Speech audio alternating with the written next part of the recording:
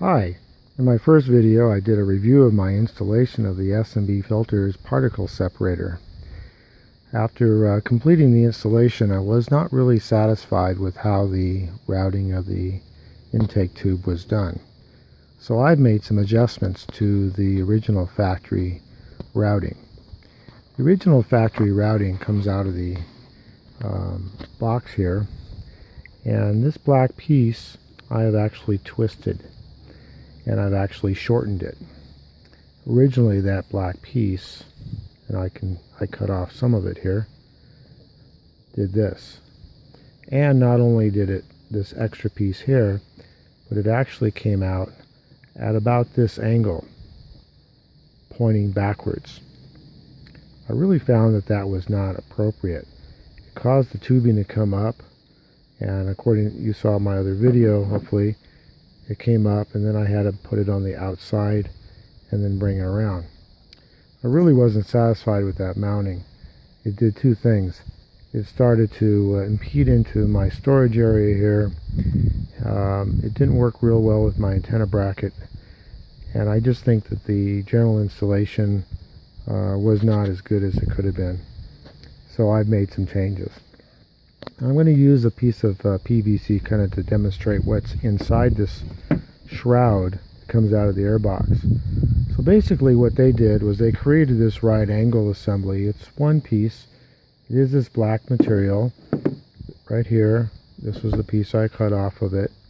And it goes down inside the shroud and attaches directly into the airbox. Essentially right here on the end of my PVC example. It does an angular turn. It comes up out of the box, and then it has another angular piece that is above the shroud. And what I did was right below the numbers here, there's some numbers right here, part number, I cut across so that I could take this from the position, as you can see here, swiveled towards the back, and I turned it facing the inside, kind of where the seatbelt is. So I turned it like that. And I found that it also had quite a bit of angle on it. So it was pushing the ducting farther over at a greater angle, and that also was not appropriate. So I also cut off the top part of it. Fortunately, the circumference size is the same, so the tubing was able to attach on it fairly clean. I understand why they built it that way, because they're trying to be accommodating to multiple types of installations. For example, if you put the S&B separator, instead of up on the upper part of the rack, down here on the lower rack, then you would want the fittings to come out here, and it would be a clean sweep right into it with a pretty short piece of tubing. But in my case, I put it up here under the lower rack. Or if you mounted it way up on top, you might want to have the fitting come out, and then you have to hang it in the air and bring it up to the top. Now my machine's stock. I don't have any other roll bar accessories on there. I don't have a back window. I don't have a net on the back at all. So as you can see, now it comes up, and it's pretty nice. It comes up between the seat and the roll bar.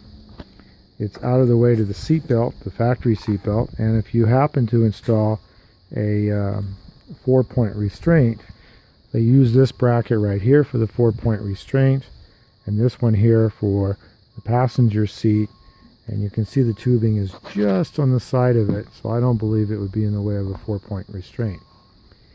Also, because I changed the angle here, the angle is less sharp, which means the airflow should improve, and the tubing is fairly straight, except for, of course, the 90-degree turn up at the top. From the side view, it looks pretty nice. Everything's kind of in line. And from the back view, it follows the roll cage very nicely.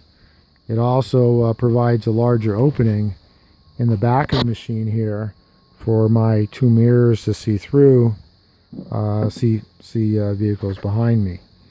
Also, I did find that my center mounted mirror is just at the right angle, so I can still see pretty well behind me, even though this is way up on top. So there you go. Modification required cutting the existing tube below the shroud, twisting it, and when I did cut it, I was unable to glue it back together because the type of material would not accept ABS cement. So what I used was this rubberized, it's almost double sticky tape. I put a lot of wraps on it, and when the tape wraps up on each other, it turns into a very nice molded rubber piece, and it provides a little bit of flexibility as well as sealing it up very nicely. The other thing that I had to do was remove the ring that they provided. They kind of gave a nice dressed ring. I had to remove the ring because there's no longer space in here. Also I was able to use their Velcro to wrap it on the roll bar here and here. So the whole assembly is fairly well wrapped and attached to the machine for vibration. So anyway, a couple minor modifications to their part. And talking to their engineers, they're also considering about making this lower piece into a two-piece assembly that might give some people options like what I did. So there you go. Enjoy.